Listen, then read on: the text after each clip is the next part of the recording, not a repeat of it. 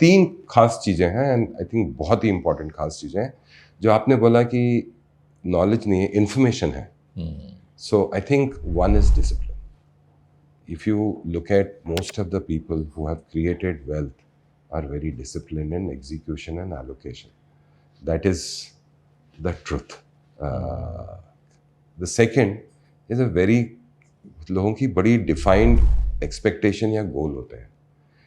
One of the issues जब आप लोगों को मिलते हैं और आप देखते हो ये स्टॉक है 30% है बन गया है मैं लगा रहा हूँ, वो it is you have to be, you will be lucky, but that's not by disciplined approach.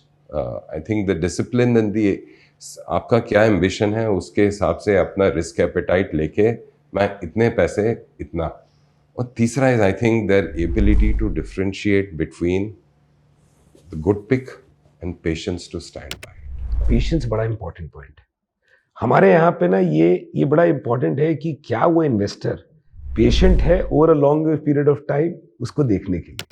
दूसरी चीज प्रॉब्लम क्या होती है कि कई बार हमें लगता है कि जिसमें हम काम कर रहे हैं वही सबसे अच्छा बिजनेस है और वही कंपाउंडेड ग्रोथ दे रहा है. बिल्कुल आपका 70, 80, 90% पैसा उसी में लगा हुआ है, पर क्या आपने डाइवर्सिफाई करके बाकी बिजनेसेस में डाला जो ऑल्सो ग्रोथ दिखा रहे हैं. I think that was the second thing which I realised over a period of time.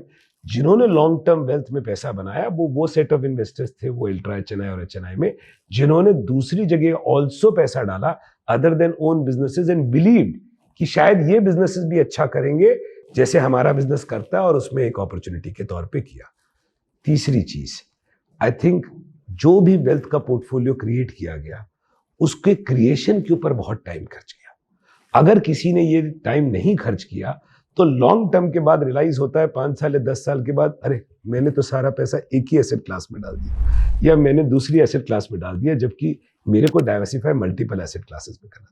तो जिन्होंने ये 3 चीजें पेशेंस बनाए रखी, अपने बिजनेस के साथ साथ दूसरे बिजनेस में सोचा कि अपॉर्चुनिटीज है, let me put that here, और तीसरी चीज लॉन्ग टर्म जो ये बिल्ड किया, I think portfolio that is an important thing.